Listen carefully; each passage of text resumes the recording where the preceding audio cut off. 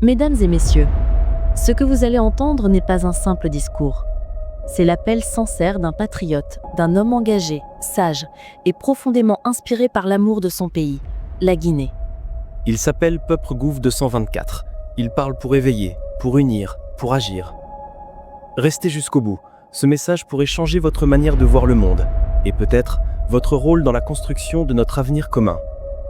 Voici le discours de Peuple Gouv 224.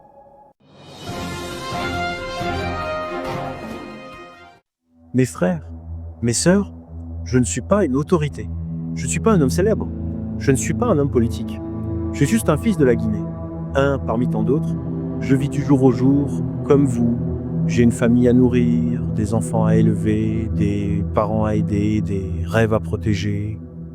Je vous parle sans prétention, avec la voix de l'âme, cette voix que rien ne peut corrompre. C'est elle qui éclaire quand les routes sont sombres. C'est elle qui reste debout quand tout vacille. Je parle avec elle parce qu'elle est la boussole des peuples libres. Je vous parle avec mon âme parce que c'est tout ce qui nous reste quand les consciences sont truquées. Pour dire réellement ce qu'il faut dire. Aujourd'hui, je veux vous dire une vérité.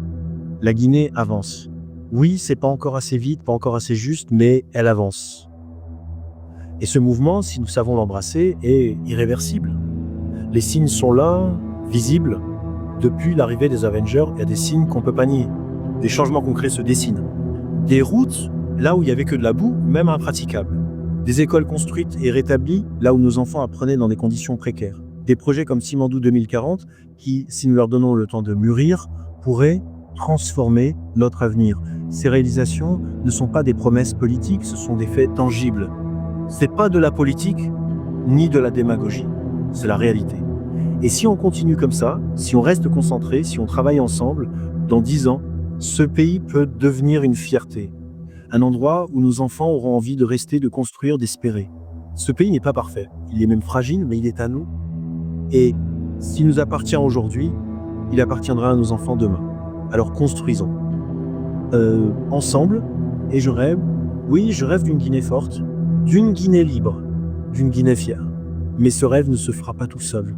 Il a besoin de nous tous. Moi, je veux que mes enfants soient fiers de dire un jour: mon père a cru, mon père s'est levé, mon père n'a pas trahi. Et vous, que diront les vôtres? La Guinée, jadis premier pays à dire non au colonialisme, mérite aujourd'hui un oui massif à son propre avenir. Soyons les dignes héritiers de cette grandeur passée. Marchons avec sagesse, agissons avec foi, et gardons les yeux fixés sur l'aube. Mais oui, il y a un mais. À ceux qui nous dirigent, La suite